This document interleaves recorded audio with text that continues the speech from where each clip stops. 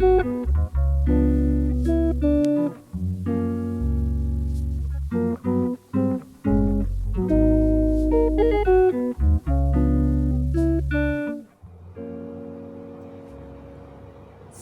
Bapak Ibu Guru hebat. Nama saya Dwi Novianti Honggokusumo.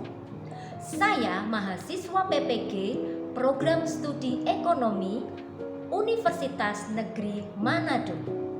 Saya bekerja di Sekolah Kristen Tritunggal Semarang.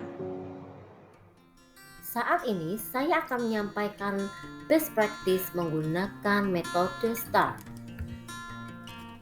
yaitu situasi, tantangan, aksi, dan refleksi. Kondisi yang menjadi latar belakang masalah adalah minat baca siswa dalam pelajaran ekonomi yang bersifat teori rendah. Penyebab timbulnya masalah tersebut adalah bahwa siswa tidak tertarik untuk mempelajari materi yang sudah dipersiapkan oleh guru. Pembiasaan literasi sejak dini juga kurang, apalagi dengan adanya pengaruh kuat dari internet, sehingga tentu saja mereka memilih untuk lebih banyak bermain atau berselancar di internet daripada membaca setiap materi yang sudah diberikan. Praktek baik ini sangat penting untuk dibagikan agar dapat menjadi referensi bagi para guru jika mengalami hal yang sama dengan apa yang saya alami, dan tentu saja dapat meningkatkan mutu pembelajaran di kelas. Dalam pembelajaran ini, saya berperan sebagai fasilitator yang bukan hanya memberikan materi yang bergantung pada kurikulum pendidikan, tapi mampu mengarahkan, mendidik, dan membentuk siswa menjadi pribadi yang berkarakter. Saya mendorong siswa agar mereka memiliki kecintaan membaca yang pada akhirnya akan berdampak pada pemahaman materi yang lebih baik. Sebagai guru, saya mempunyai tanggung jawab untuk melakukan proses pada kegiatan ini secara efektif, sesuai dengan media dan model pembelajaran yang inovatif, sehingga hasil akhir pembelajaran dapat sesuai dengan yang diharapkan. Setelah dilakukan identifikasi masalah dan refleksi diri, wawancara teman sejawat, kepala sekolah, murid, dan bahkan pakar, maka ditemukanlah apa yang menjadi tantangan yang saya hadapi, yaitu minat baca siswa yang rendah terhadap materi yang diberikan dan cara mengajar guru yang belum inovatif. Berdasarkan sebab-sebab di atas, maka yang menjadi tantangan guru adalah pemilihan model pembelajaran yang inovatif, pembuatan materi yang menarik, dan pemberian motivasi kepada siswa. Dalam menghadapi tantangan tersebut, pihak-pihak yang saya ajak untuk bekerja sama tentu saja adalah kepala sekolah, penyedia sarana dan prasarana, teman sejawat sebagai pemberi saran dan masukan, serta orang tua sebagai pendukung kegiatan di sekolah. Langkah-langkah yang saya lakukan untuk menghadapi tantangan tersebut adalah pemilihan model pembelajaran yang tepat, yaitu model pembelajaran Problem Based Learning atau PBL.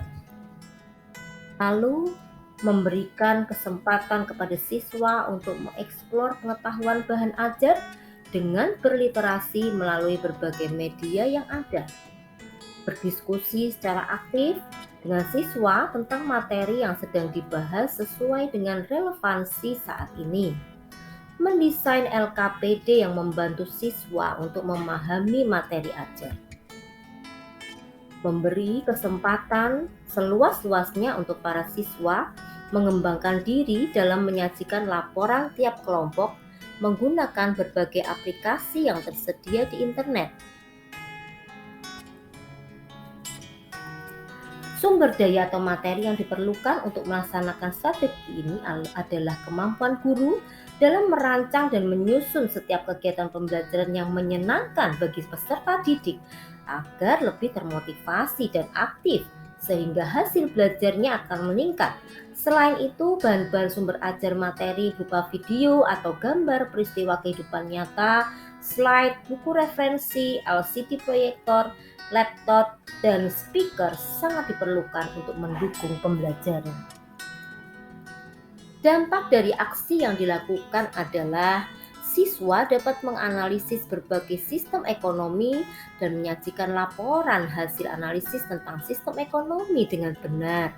Siswa juga dapat membedakan tentang sistem-sistem ekonomi yang ada di dunia dengan benar. Hasil belajar siswa, materi sistem ekonomi mengalami peningkatan yang signifikan. Siswa juga lebih termotivasi dalam pembelajaran di kelas. Dari tugas kelompok yang dihasilkan oleh siswa dan hasil evaluasi siswa secara individu dapat disimpulkan bahwa pembelajaran menggunakan model problem-based learning dalam materi sistem ekonomi sangat efektif. Faktor yang membuat kegiatan ini berhasil adalah adanya model pembelajaran problem-based learning hingga siswa termotivasi dan aktif dalam melaksanakan kegiatan pembelajaran di kelas. Mereka juga dapat berpikir analisis dan kreatif dibandingkan dengan saat masih menggunakan model dan metode yang monoton. Adapun tingkat keberhasilan siswa dalam menjawab soal evaluasi adalah dari 10 orang siswa terdapat 10 orang yang memenuhi KKM atau dengan persentase 100% berhasil. Kepala sekolah dan teman sejawat sangat mendukung praktik baik yang dibuat dalam pembelajaran ini dengan siswa kelas 10 yang saya lakukan. Bahkan rekan sejawat pun termotivasi untuk melakukan hal yang serupa. Mereka sangat mendukung pembelajaran karena pembelajaran berbasis PBL sangat menarik dan membuat siswa tidak cepat bosan. Setelah saya mengikuti kegiatan PPG dan melaksanakan aksi 1 dan 2, yang akan saya lakukan adalah membuat perbaikan dalam membuat RPP saya, yaitu dengan menggunakan metode dan model pembelajaran yang inovatif serta mengaplikasikan RPP yang saya buat tersebut ke dalam pembelajaran di kelas. Respon siswa terhadap kegiatan pembelajaran ini sangat positif. Ini terlihat dari antusiasme mereka dalam mengikuti setiap tahapan dalam pembelajaran. Respon siswa juga dapat dilihat saat kegiatan refleksi akhir pembelajaran. Respon siswa juga dapat dilihat saat mereka mengerjakan post-test.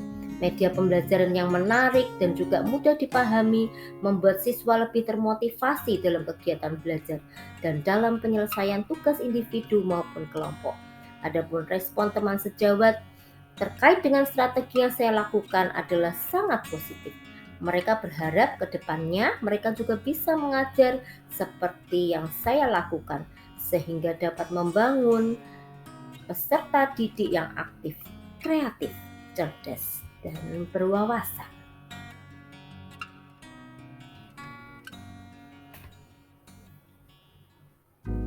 Terima kasih kepada LPTK Universitas Negeri Manado yang telah memfasilitasi saya dalam meningkatkan ilmu saya di bidang pendidikan. Setelah hampir 3 bulan lamanya saya mengikuti PPG, saya mendapatkan banyak hal seperti ilmu, wawasan yang baru, dan pengalaman yang baru di dunia pendidikan.